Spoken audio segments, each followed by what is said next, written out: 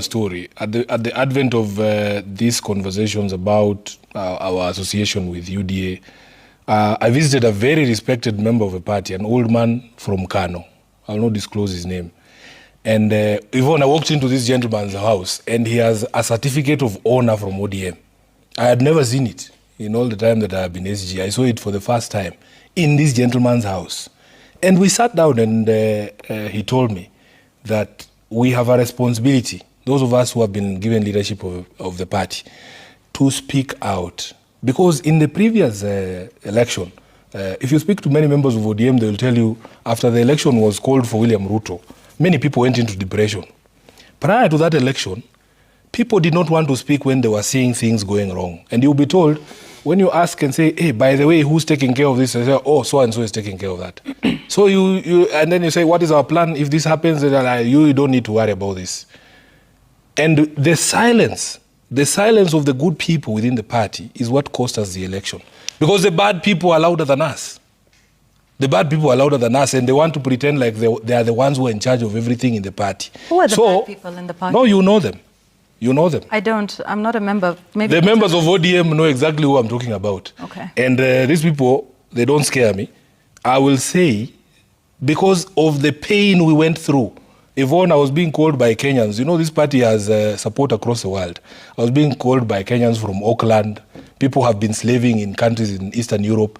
They just want an environment where if they brought their savings home and set up like a small kiosk, nobody will come and take it over. Or if you buy a piece of land, some guy in government, because he's powerful, will not come and grab it, and all your life savings are gone. They were calling me crying, asking me, Sifuna, as SG, how could you people fumble this? This was a layup. This was a straight-on election. How could you fumble it? The lesson I've learned from 2022 is that for as long as the good people, the people who mean well for this country, continue to be silent and to say, oh, maybe let us just leave, Yvonne knows what he's doing or what she's doing. I'm telling you, when it goes south, all of us, including people who never get the mic, including members who have supported ODM kwa hali na mali, but they will never be called to your show. We have a responsibility to speak for those people, you know? And who are some of those people then? I've given you the example of the gentleman from Nyando. I will not name him, but he knows himself. He's watching. He has a certificate of honor. That certificate is signed by Raila, not even by the Secretary General of the party. Very few people have that certificate. And he's the one telling me, please, don't be confused by this noise you are hearing from some of these leaders here at the top. Just listen to what the people, the supporters of the party are telling you, and please represent them. I have chairmen of counties. I will not mention them because people will start saying, oh.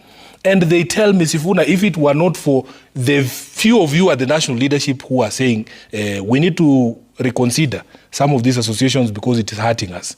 Yvonne, we have by-elections coming up.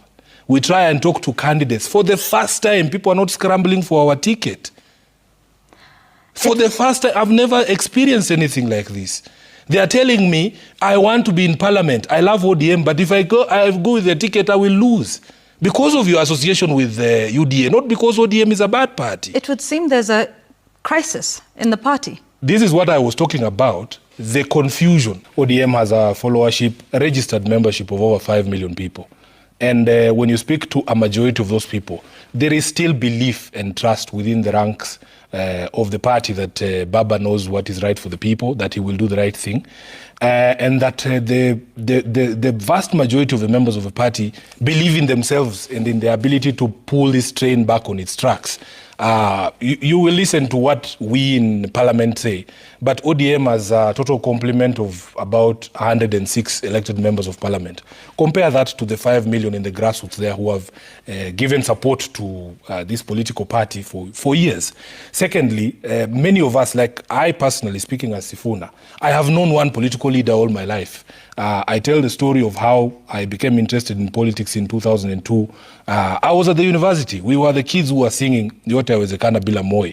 I have not listened to another political leader, including those ones who ran around from Maushago. I have listened to Raila Odinga all these years, and ODM as an institution, Yvonne, has existed for 20 years.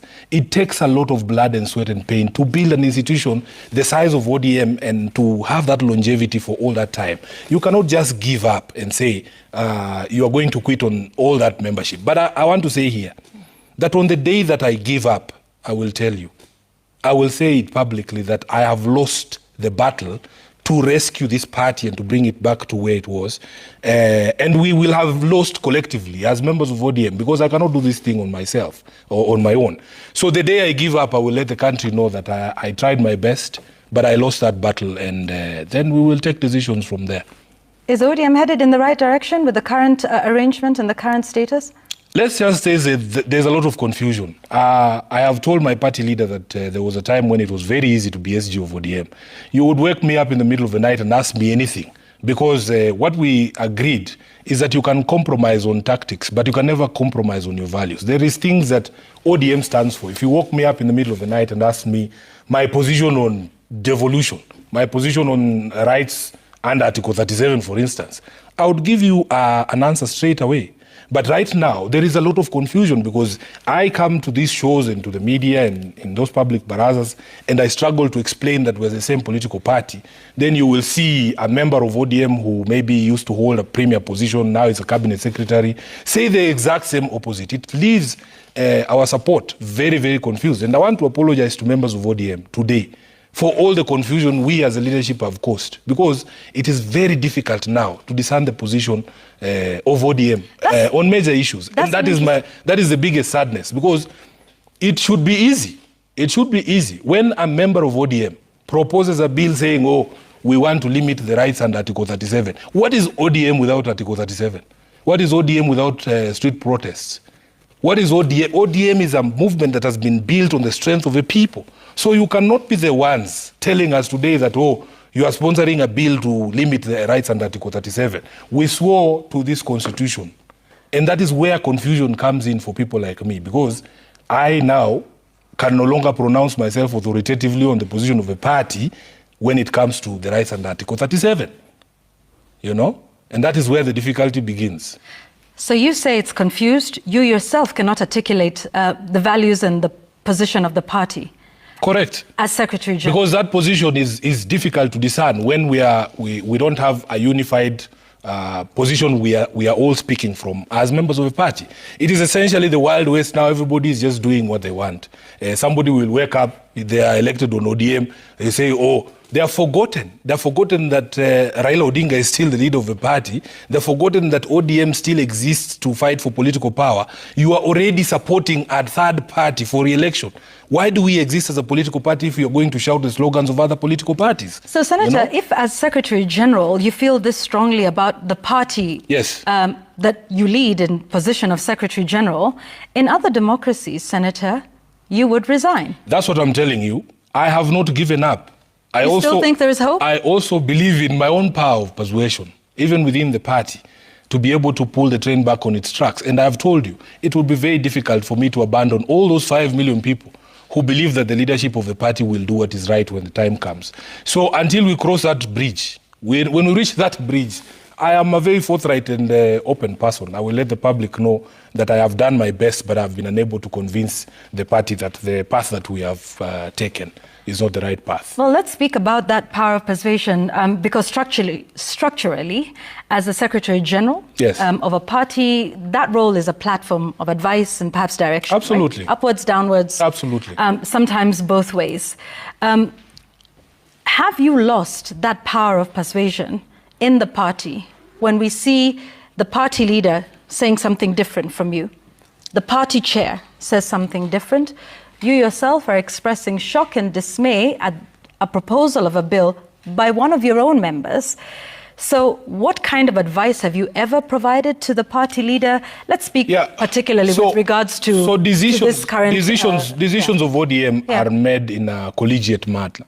Like, you will have a meeting, and in that meeting, of course, not everybody will see the things or everything from the same perspective. So I will give my perspective, and majority or more of the people that are present in that room will give a different perspective. That is not to mean that I have lost my power of persuasion, because there are fights that I have won in that political party. Because it doesn't seem like you're winning any battles in your party. Lately, there are not too many. Right. Lately, there are not too many. Like, I am on record having advised a party against doing this MOU with UDA. And they still went ahead. We still went ahead and entered that MOU. But you see, the beauty is that you are proven right every day. I warned that the problem with doing a formal MOU with UDA is that it didn't matter what the MOU said. The people from UDA, the government, William Ruto, is not interested in the details of the MOU.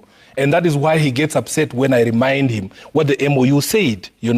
They wanted a document that they could then go and, run a PR campaign around and say, oh, tumeungana, we are together. That is not what this document says. This document does not establish a coalition agreement between ODM and UDA. But that's the impression they've been creating. They go out there and say, and I had warned that the PR disaster that was going to come from this was going to be something that was going to be very difficult to manage. Unfortunately, the foremost PR officer for the party is the SG. And that is where I'm saying there's difficulty that has come from this. Recently, we had another meeting, and there was a proposal to have a team to review the implementation of this MOU. I have asked respectfully that I be left out of that team because I have already declared this MOU dead. I have already done so publicly. So there is no point. I'm not a mortician. There's no point of me going to go through a document that I've already declared dead. And the reason I declared this MOU dead is because the initial argument for entering into this MOU was twofold. First of all, it was for the sustenance of life. For the sustenance of life, that we were losing people unnecessarily. That can we all agree that this is not something we need to continue doing? We need to stop killing our people. That was the first argument. The second argument was the sustenance of the democratic state. So Ruto is getting his end of the bargain because the democratic state is being sustained at least until 2027. But our people are not getting there. They're still being killed. So on the day that Albert Ojwang dies in a police cell, to me, this agreement is dead because it doesn't matter what else you do, Albert will not be able to enjoy that. Okay. Let me ask you this. Yeah. Have you told this to your party leader? I have. I have spoken with Baba. I have explained to him my frustrations, the difficulties of having to explain what we are doing with this rogue regime, the confusion that has come upon my mind because this is not what I was taught. Me, I don't know how I can explain. Because I've told you I've only known one leader. I've only known one political party. I know what this party stands for. So every time there is things that are at odds with what I have been taught, have been conditioned to believe, then the confusion becomes too much for me. So I have expressed that. And what does he say in response? So there is many private conversations, the details of which that I cannot share. But for you and your viewers, just know that there is nothing that I can say publicly that I have not said privately to my party leader. And I have a lot of respect for him. He's molded me into the person that I am. And even today, he continues to listen to objections. By the way, it's not just Sifuna who objects to some of these things. Feedback comes from across the country because Baba has possibly the best grassroots network in this country. And they are telling him from Mandera, from Tana River, from the coast, from Northeastern, they're saying this relationship is hurting our political party. All right. Let me ask you about that relationship for a moment. Holding a key office in ODM, which has been in this working arrangement with the Kenya Kwanza administration, have you ever been contacted by President William Ruto on any issue relating to this broad-based working arrangement? No. I don't even have William Ruto's number, and he can't call me. Because if I don't have your number, you can't call me. Let's speak a little bit more about him. At an event in Homa Bay, President Ruto, speaking in front of your party leader, expressed displeasure over your stance on the broad-based politics. And he said, as founding member of ODM, they would get together and sort of find a way to reprimand you. Tell us if anything has come of this threat. Was it effected? We know you're still in office, at least for now, but has so something been done? Clearly that meeting has not happened. Well, but has something been done to give you reason to... I have a few things to say. First of all, nobody should threaten me with founder member status because ODM, as I've told you, is a mass movement. If it was just the leaders, ODM would not exist. I have told you, we are the kids who were singing in the streets those days that gave this mass movement called ODM, because you need the people for you to be able to say that you are a mass movement. In 2005, we voted against the proposed document or the constitution that Kibaki had given us on the instruction of Baba, because we were his kids, So, first, there's no organ of ODM called founders. There's no organ, and he's not a member of the party. We have a disciplinary committee that is headed by Ramadan Abubakar, who happens to be a birthday boy today. So shout out to him. Those are the people who can discipline me as a member of the party, not William Ruto. And Yvonne, it has been the honor of my life to be SG of ODM. I was telling these young students that I met at Chungwa House on Saturday from the universities in Kenya that there is no political platform that is bigger than ODM, and no bigger political platform than SG of ODM. I have been SG of ODM. This is my 8th year. I'm the longest serving SG of ODM. There is a contribution that I've made to the party. I would not feel bad if they gave opportunity to somebody else, because Sifuna now is saying that the party has taken a wrong direction. I will not begrudge anyone. I would actually understand it, So him threatening me there in front of people, and the reason why he was saying all of those things, Yvonne, you can look at the speech that I made on that particular day. What is it that I said that was so offensive? I asked him to stop tear gassing young children, to allow a play by a high school to be performed. That is what warrants the removal of SG of ODM. It is ridiculous. So for me, really, I know the people who put me in this position. And the day they say, Sifuna, we have lost confidence in your ability to be SG of ODM, I will respect that decision. I would remain a loyal member of ODM and serve the people of Nairobi in the capacity of senator. I don't have an issue. Before we take a break, I want to ask you this. Based on the decisions that have been made by your party leader and leading ODM into this arrangement, do you believe that the values of the party are still the same values that the party leader Raila Odinga holds, even within the present arrangement? I think if you are in the church choir and suddenly you start spending time with, let's say, women of the night, your values will be compromised. It will start to show. So are you saying... It will start to show. That's why... So let me understand this. This is the confusion that I am saying. And let me understand this. This is the confusion that I am saying. As Secretary General of the party, are you then saying your party leader, Raila Odinga, no longer professes, holds, or carries the values of ODM? That's what I'm saying. I'm saying we are living in very confusing times.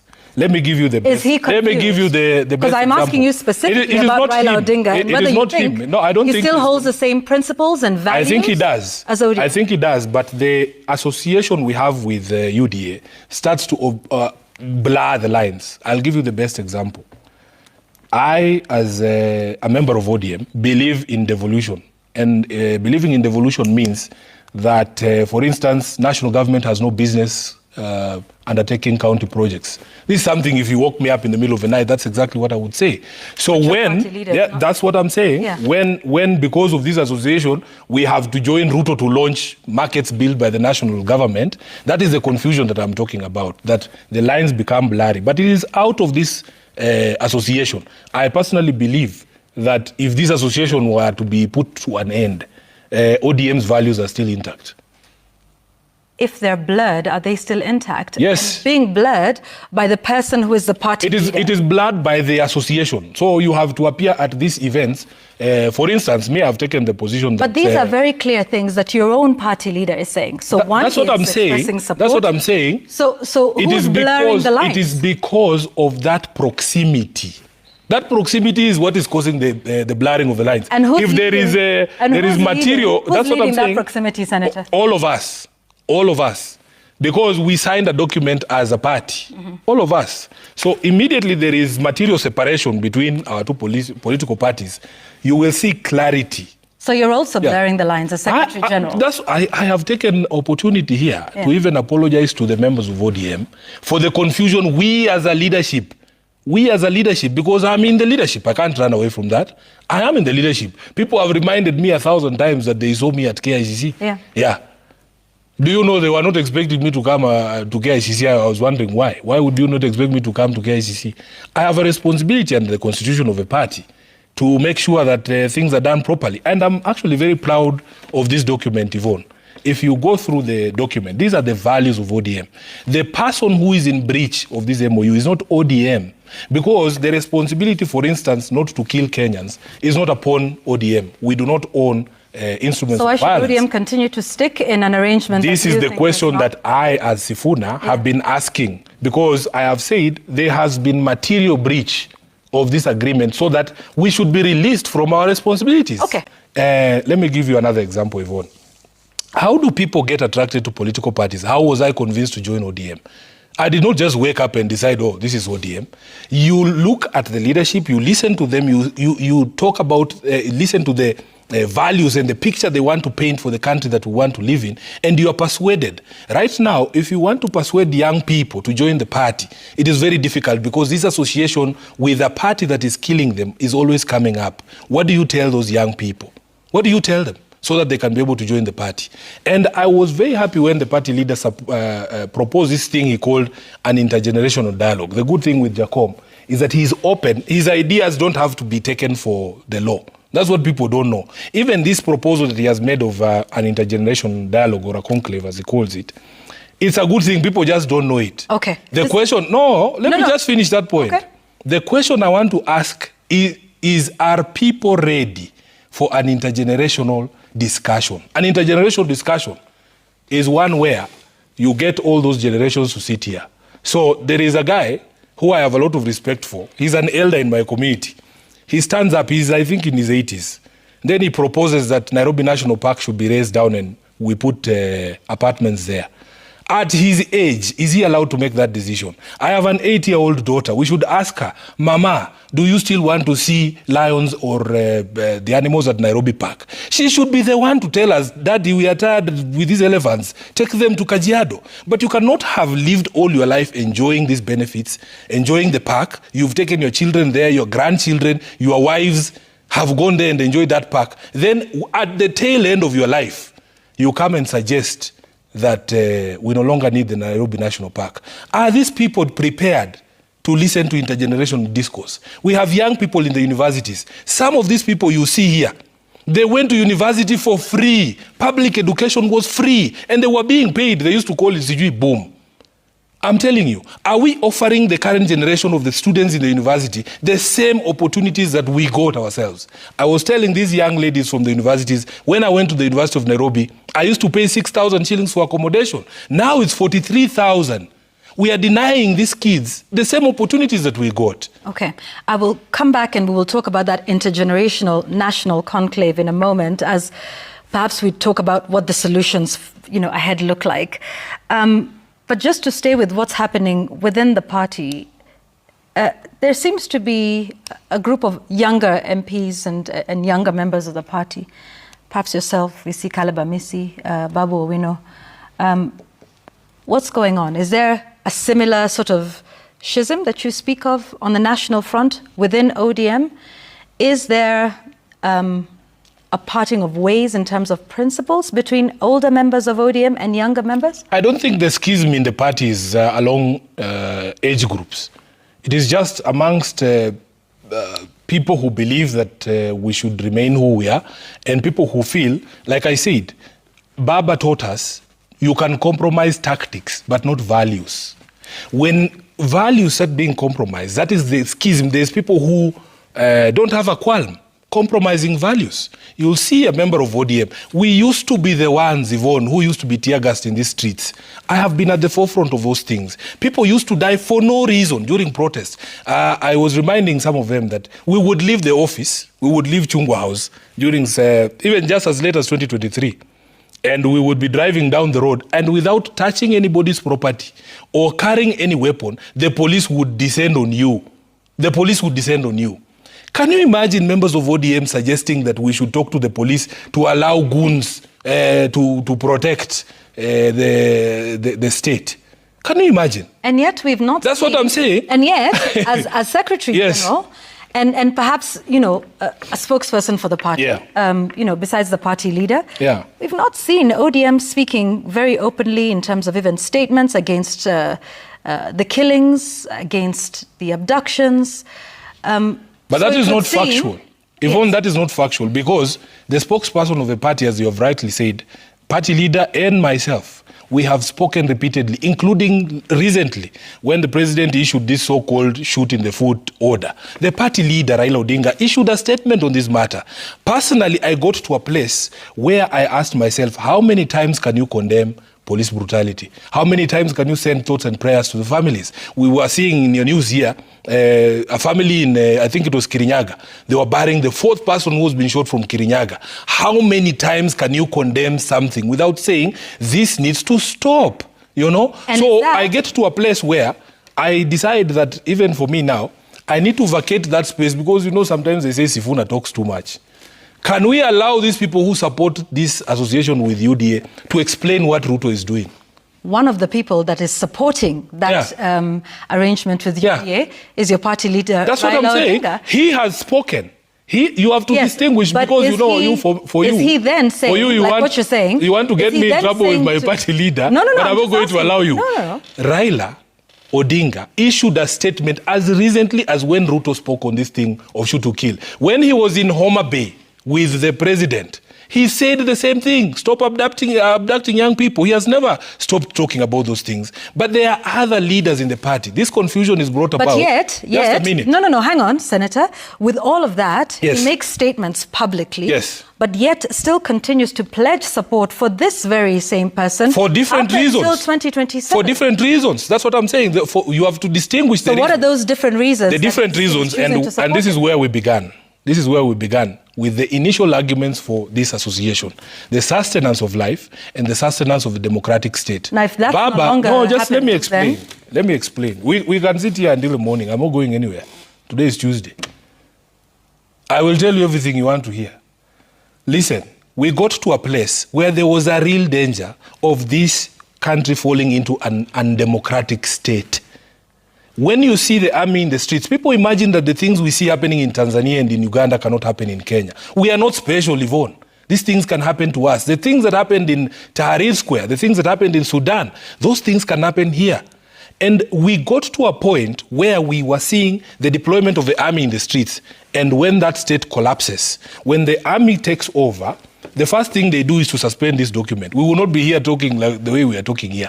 We will dissolve all the institutions, including parliament, including the judiciary. Everybody goes home. There is a general in West Africa, I was seeing in the news yesterday. He has just abolished the constitution and extended his own term, and he's saying he will be president forever. It has happened next door in Uganda. Do we love our democracy enough to make compromises? I think that is a valid argument. What I am saying is, at some point, a decision has to be made that the price we are paying for this association as a political party is too high. And that's the point that I am making. That's not to say there are no arguments for the association, you know. And me personally, I thought, honestly speaking, that Ruto having been through what he went through with Gen Z, would give opportunity for the implementation of this document. But there has been no commitment, no desire from his side to implement any of the articles here. None whatsoever. Mm-hmm. Yeah, and that is the reason I personally said this thing is dead. All right. You said there can be arguments for the association. Correct. What would those be? I have just made them. I have told you about the sustenance of a democratic state, that Baba believes we should have a constitutional opportunity to remove Ruto democratically. How do you get there? That is the conversation. How do you get there? Well, the reason I'm asking that is because you say there are arguments for that association. Those are the arguments. That's fine. Yes. But in the same breath, you say it is not working. Yeah, the sustenance of life. Therefore, can there still be arguments for this association? Because you're saying it is dead? You ask me questions regarding the position or the view of my party leader. I explain to you the arguments for, you know, and I also give you my arguments against, because my sincere belief is if we are sustaining a democratic state so that we can all elect somebody or kick somebody out democratically, can we all get there? Can we all get there? Because if you go by the rate, this regime killed over 40 people on Sabasaba. If you do that math, and we have another maybe 800 days to go, 800 times 40, that's what? 320, isn't it? People. I'm at 32,000. Actually, 32,000 people will die before we get to the election under the guns of this regime. Those 32,000 people will not get an opportunity to kick William Ruto out. I gave the example of Albert. Albert is in the ground now. You cannot tell Albert to wait for you in 2027. If Ruto kept his word, then it would be easy for some of us to buy that justification for the sustenance of a democratic state, you know? So when you have leaders, a person in the position of a head of state, telling the Kenyan police, and you know the Kenyan police, they have a history, telling the Kenyan police now you are allowed to shoot people. You have his acolytes like Nelson Koech saying, in fact, don't shoot in the legs, shoot to kill. Those instructions permeate to these junior officers. And I'm telling you, Yvonne, if we do not have another way, we will lose more lives before we get to 2027. So what is... That is what I'm saying. I was hoping to get into this intergenerational dialogue with you. Yes, now we can talk about that, because now we want to understand what the way forward looks like. Yes. Intergenerational national conclave. Some think that dialogue, again, we've done that before. We've spent hundreds of millions of shillings on dialogue. And in fact, it was dialogue that got us the Constitution of Kenya 2010, amongst so many others. So do you see dialogue as the way forward? What would be the structure? First, let me concede. Let me concede that I get the sense from the Kenyan public that there's a lot of what you can call dialogue fatigue. But it is also an unfair characterization, because you yourself have said that there are good things that come out from people talking. Now, the way that I have understood the proposal that has been made by Raila, and as I told you, he has not said that that's what the country must do. You see, the problem we have in this country is that there's people who have ideas, there's people who will suggest solutions to problems, then there's people who just sit there and saying, no, that cannot work. No, this cannot work. But you don't give us your own ideas. He has said that he welcomes people who can even perfect that idea so that it can be able to achieve what people want to achieve with it, you know. I have personally told him that I would want that intergenerational conclave or discussion or dialogue to be proper intergenerational, like the example that I have given you. And one of them is, are we treating other generations fairly and equitably? Are we giving the opportunities that we ourselves enjoyed at a good education, at health, at all the other services to the other generations? There are people who remind us and tell us that before I came to this city, they used to drink water from faucets in the CBD, that Nairobi used to have water. What happened? Which generation will we ask what happened? That generation needs to come to that table and we have that conversation. Now, let me tell you how I understand how this thing would work. First of all, it takes me back to the discussion around Article 1. The most powerful article, I believe, in this constitution is Article 1. Because Article 1 gives two options for exercise of sovereign power, after it has said that all sovereign power belongs to the people. All sovereign power belongs to the people means the judiciary gets its power to make decisions about us from us. The executive gets power from us. The legislature gets power from us. How is it possible? And the problem with this article is that that power, the right to exercise our sovereignty directly, is given to all of us. So there cannot be a section of you sitting somewhere and saying, we are exercising Article 1. So Baba is asking, how do you get all of us to talk? How? And it took me back to the early 2000s when we were asking ourselves, we know how to amend a constitution, but we don't know how to replace it. There is no mechanism for us to say, because the sovereign power is ours to give ourselves a new constitution, how do we go about it? Do you remember the conversations about, what was it called? There was a term that was used there about the constituent power of the people and having a constituent assembly that can then say we are removing this constitution from ourselves and we're giving ourselves this one. That is what we need for us to be able to have a conversation that will be binding on all of us. And if the people meeting at this conclave say, by the way, the power to the judiciary is ours, we are taking it back, so whatever decisions we make here will not be subject to the judicial interpretation or intervention. And then we say, Parliament, we are withdrawing our sovereignty. All of you guys go home. Executive, we are withdrawing our sovereignty. Go home. We want elections in the next 6 months. It's just people are limited by their own imagination. Because that article is the most powerful article here in terms of when it comes to the power of the people. How do we exercise it is what people have not figured out. So if somebody in the position of Raila makes a suggestion as to how people can exercise that right, you are free to criticize. You are free to offer an alternative way. You are free to better the suggestion, because it is a conversation about all of us. All of us must do it, or it cannot be done. And if the people decide they don't want if the this people, dialogue? you cannot force them. You cannot force them. I famously was a member of the first NADCO team, if you remember. And I'm also a very impatient man. And I grow wary of talks that go nowhere. Because I've seen that. Correct. NADCO we went, this, you remember, but let me make my point, then explain something. When people are in the sort of crisis that we are very impatient. We want results. We don't want to be taken round in circles. And I've said I get the sense that there is dialogue fatigue in the country. I was a member of the initial NADCO team.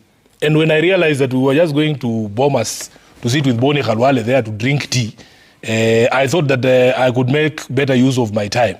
And people who are more patient, like Kina Kalonzo, when they were brought on board, the NADCO conversation is not an entirely useless conversation. It is out of NADCO that we now have an IEBC that is not as bad as what we would have had, because it is a product of bipartisanship. The initial panel that was chaired by Nelson Makanda had been assembled by Ruto exclusively. And I was on Citizen TV saying that if you have a body as important as IEBC, you cannot allow one player to be the one determining the referee. We have gotten this IEBC now out of that process. NADCO was not entirely useless. So when these people say, oh, you know, this talking does not produce anything, it is not true. You yourself have said, this document, the Constitution, is a product of Kenyans sitting as a Constituent Assembly and talking. And so there's some that say, yes, there's talk fatigue. Talking got us a constitution, and that what they want is action. Yes. Just implement the constitution, follow the law, because it's all there. In fact, that the constitution has the solutions to everything you're saying in terms of, you know, providing equal opportunities to all Kenyans, regardless of age and region. And so what do you say to those that say... This is what I say. That say, just implement the constitution. This is what I say. Follow the law. This is what I say. There's nothing to discuss. This book here is just a book. It's just writings on paper, if you lay it down like this. The way you breathe life into constitutional rights is to exercise them and to defend them. They say that the price of democracy or freedom is eternal vigilance. You must wake up every day to validate these rights. If you just leave this piece of literature there, it's just another book. So those who say, oh, we just implement the constitution, if it is not being implemented, what do? You must try every available avenue to make sure that it is implemented. Today, Yvonne, there are friends of mine from the Kenya National Interface team led by a gentleman called Aoria Choka. This gentleman pointed me to a part of the Constitution that many people ignore, and it is the preamble of the Constitution. Because this Constitution, from its beginning to an end, it is there for a reason. The preamble of the Constitution points to the frame of mind of Kenyans when they were passing this document. And the most critical one, this is where when people talk about, we need just to implement. First, you need a government that understands why Kenyans gave themselves this Constitution. I want to read to you this preamble as to why we chose this document. It says, recognizing the aspirations of all Kenyans for a government based on essential values of human rights, equality, freedom, democracy, social justice, and the rule of law. The only government we wanted was not the one that is coming to build us highways and stadiums and markets. It was one that was coming to build a government based on essential values of human rights, equality, freedom, democracy. In 2027, if we get there, you have an opportunity to revisit our aspirations as a nation, to build a government that respects human rights. Let nobody tell us about shiny things like stadia and Sijui roads and what. I am telling you, personally as Sifuna, we want a government that will respect the rule of law, that will respect human rights and the dignity of the people of Kenya. Does this government do that? This government surely does not. This government is killing the people. This government does not listen to the people. This is the worst possible government. If you go back to the spirit of the Constitution in 2010, this is the worst possible government we would have envisaged. It's the direct opposite of what we wanted. So I hear William Ruto has succeeded in bullying these guys in the opposition, Kina Kalonzo, into, he says, these people just say one term, they don't have any agenda.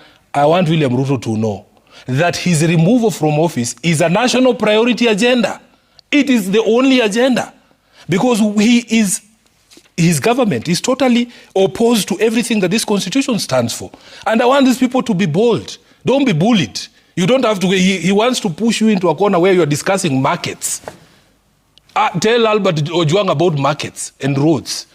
In my ranking, removing Ruto is top. It's even higher than getting a second terminal at JKIA or dualing Malaba to Mombasa. And how would we do that? That's what I'm saying. Yeah. That's what I'm saying. Let's talk about that, because there's those calls for one term. Yeah. The president, on the other hand, calls those calls unconstitutional. They are not unconstitutional. So, these terms are granted by the public. I've told you we are the sovereign. Yeah. If we decide to give you one term, we'll give you a term. If we decide to give you half a term, we impeach you. I mean, it is in the constitution. And you can also resign midway from public pressure. We have seen it happen. We have seen it happen that governments have collapsed under the weight of the pressure of the people. Because once people have rejected you, they have rejected you. It is a constitutional way to remove somebody midterm. Yeah, so be it. Former Deputy President Gachagua? He is impeached. He cannot run. I don't understand why people talk about him as a viable candidate. The constitution says once you're impeached, you cannot run. As kingmaker? Is he someone you would work with? I don't know about kingmaker. Let me tell you about my view of Gachagua as in terms of value proposition. The value proposition for Gachagua, for me, from an ODM perspective, is that he is taking away votes that helped beat us in 2022. For as long as he's taking away votes from Ruto, I don't care where he takes them. He is not giving William Ruto. Are you getting my point? Because for me, I still believe ODM has the best chance.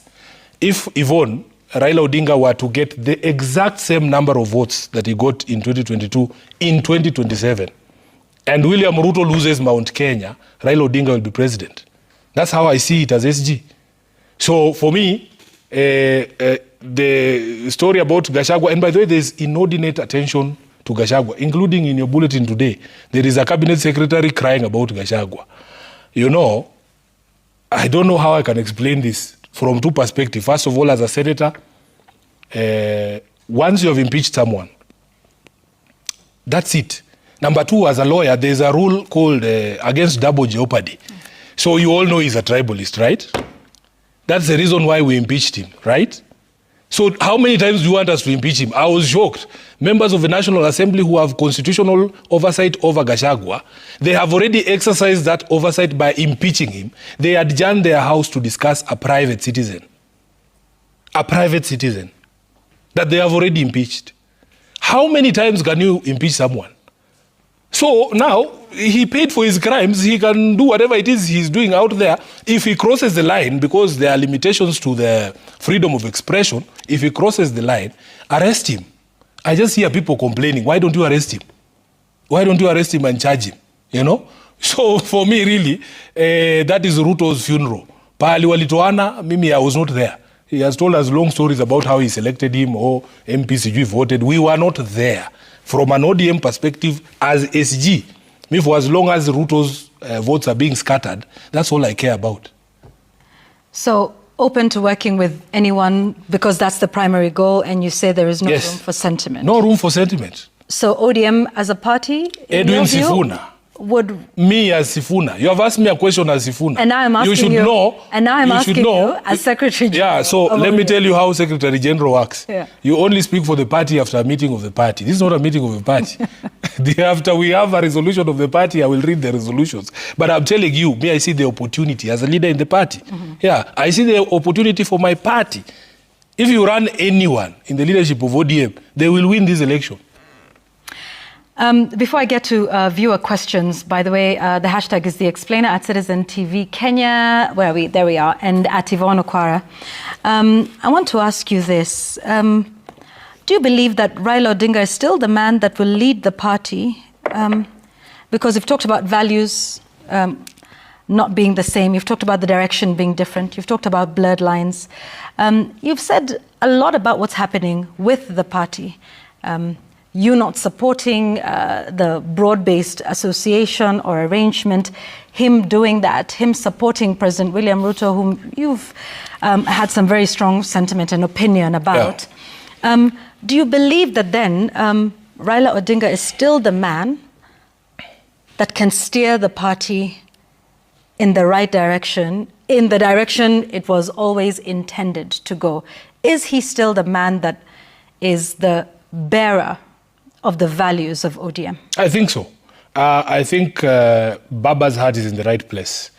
The explanations that he has taken me through, justification, and I've taken you through them throughout this show, on the need to sustain the democratic state, on the need to have opportunity to kick William Ruto out through a democratic process, and so on and so forth. Those things, they make sense. I am holding out hope that we will make the right decision by the people, because Baba has always been the people's champion, and he will never abandon his people. Mzee will never abandon the people. So I believe, and that's why I told you at the beginning of this show, that I have not given up. And the day that I give up, I will tell you. So I believe that he's still the leader. Okay, let's get this question from X. Well, I still call it Twitter. Age is short, obviously. On X, there's Okello Kevin, who asks whether you would still be firm and bold to correct and oversight the government if you get a pie of a cake in the KK regime, either as legal advisor or as a minister. And so this would be a question. If, because like you say, some people were called individually. Yeah. If you got the call today from President William Ruto to serve in the government directly, would you accept that call? I think it would be very foolish for anyone to join this government, knowing full well that this government is going home in 2 years. I can just wait to establish a government of the people in 2027, and I'm sure the people of Kenya will give us all those positions in a few years' time, Yvonne. You know, you cannot offer me anything because I've seen the future. What will you offer me?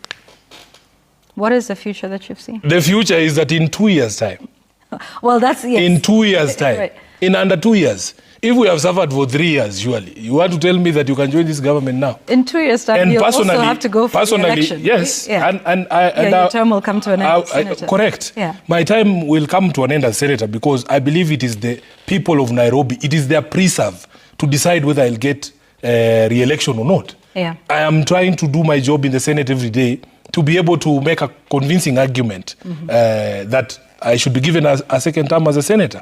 But the people of Nairobi, in their sovereign might, can decide that, Sifuna, you go and rest or go and do something else. I mean, that is within their power. So me personally, because I have very strong feelings about this regime and how it has treated the people of Kenya, it would be impossible for me to work with William Ruto. It is not possible. I've entirely admitted that in my estimation, the association or the proximity with UDA is hurting us. I've already said it. I am not here for theatre, Yvonne. I am not here for theatre. I am here to share my view of or the lay of the land as I see it. Okay. Not everybody will agree with how I perceive things or how I view things. Not even everybody agrees that I should say these things. But I've shared my experience with you from 2022. When we were all being told, oh, everything is okay, just keep quiet. So-and-so is in charge. He knows what he's doing. He's the one running this show. And then when things go wrong, we are all there left depressed. Do you know, Yvonne, I had been elected for the first time in 2022 as a senator. But because I was SG of ODM and my party leader had lost the election, I never got opportunity to celebrate. I was locked up in my house for almost 3 months. I didn't want to talk to anyone. I didn't want anyone to call me because I had no answers for the people. I don't want to go through that again. Let's take the final round of comments and then we close. So Samuel Oworth says, today might be the last time we see SG Sifuna on TV in that position. You can't challenge Baba and expect to survive politically. If Baba has spoken, that's final. Sifuna is trying to compete with Baba is political suicide. Do you want to say something before I go to the next? Yeah, well, I am not here to compete with my boss or my leader and my mentor. And I have said publicly on this very table again that ODM has a lot of talent. It's not only Sifuna who can do the job of SG of ODM. Okay. And this position is not mine forever. You know, I have said it. It has been the honor of my life to serve in this position. There are thousands of members of ODM, young people, who can do this job. Even when I was appointed 8 years ago, I was 35 years old. We can find another 35-year-old who maybe can articulate the positions clearer than I do, you know? So the issue is not about positions. The issue is about the country. The issue is about the country. I would be very happy to live in a country, even when I was not SG or senator, but I live in a country that is free, that observes the rule of law, that people obey court orders, that people don't shoot people like chicken in the streets. I would be very okay taking care of my daughter.